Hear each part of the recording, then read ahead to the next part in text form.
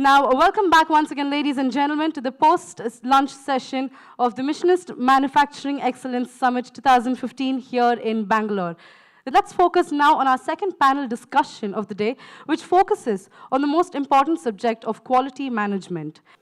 So what we will do is, however, we'll discuss the customer, because that is why all of us do all this, right? We do it for the customer. So what we are going to do is we are going to put a spin on quality. And what I'm going to request each of my panelists to do is to use all their experience to tell us what they think of quality management today. And we'll start with Mr. Harald Friedrich. So quality management is defining all business processes so that the organization is empowered to act efficient and effective in that manner that we can meet the customer expectations. I'll next call upon Mr. Ankur Gupta. For us, the quality management is how fast we can respond to the customer. Our processes have to be such that there is no bureaucracy and we listen to the customer. The key is, if we are not listening to the customer, we can never ever improve the quality. And that is why we focus on listening to the customer, and moreover, we try to catch what is unsaid. Next, I would call upon Mr. C.M. Reddy. Quality management in Toshiba is integration all the processes, right from designing to procurement, manufacturing, stages inspection, the final testing of the product.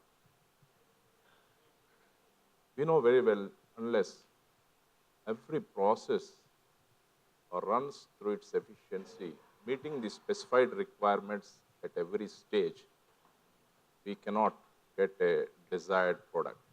We have with us Mr. Suranjan Chatterjee. So what would quality mean in aerospace then? So now quality management means all aspects of the organization which is important to the customer. It is more important than anything else. Why quality is more important? Because if my product doesn't have quality, it will not be sold. Lastly, we are joined by Mr. Jiten Goswami. For Motul, the whole foundation of the business has been quality. So the process of quality management starts from identifying the raw materials right at the beginning. They select the right raw materials. There are 101 choices. You have to be skilled to identify which ingredient, which raw material you are selecting. Then the process of manufacturing, where there are 101 variables. And then testing the product, meeting the specifications. Then supply chain, quality in supply chain. And eventually, the supplying the product to the customers. Somebody said something 100 years back. So I'll just read that sentence. And we are probably reinventing that customer is most important, but this was uttered by a very famous Indian 100 years back. Customer is the most important visitor on our premises. He is not dependent on us, we are dependent on him. We are not doing him a favor by serving him. He is doing us a favor by giving us a chance to serve him. Ladies and gentlemen, let's give it up. Now, it's time for us to try something different. Did you know that India is the first country to employ a supersonic cruise missile for its armed forces? And did you know that this supersonic cruise missile is actually manufactured in India? Well, let me take this opportunity and bring on stage the Vice Admiral N.N. Kumar, the Executive Director of BrahMos Aerospace, to tell you more about this. I'll start by the acronym BrahMos itself, being a joint venture. The founding fathers and one of the mentors of this organization has been the late President Dr. APJ Abdul Kalam. And I think it is a combination of various personalities in the Indian government, the Russian government, Dr. Abdul Kalam and his team and his respect in Russia, which has made it possible for an organization like this to be come about.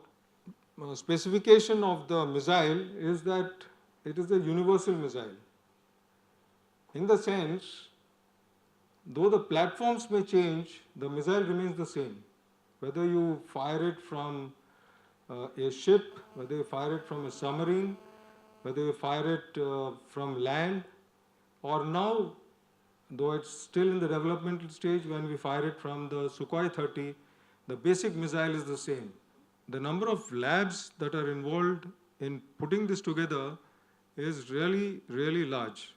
Whether you take it for the explosives, whether you take it for the vehicles, whether you take it for the inertial navigation system, or whether you take it for the composites, whether you take it for the materials. So all the literally more than about 15 labs are involved in putting this together. The important thing is that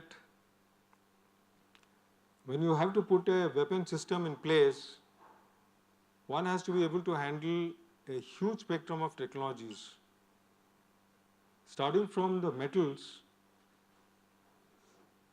to propulsion to explosives, and obviously there will be some amount of instrumentation, control and guidance, and of course it has to go through a simulation process before we are able to put everything together. I think we need to give a huge round of applause to Admiral Kumar out here. First and foremost, thank you so much for taking time off your busy schedule and joining us. And if I could have Mr. Niranjan, our editor, to join us on stage and felicitate Admiral Kumar.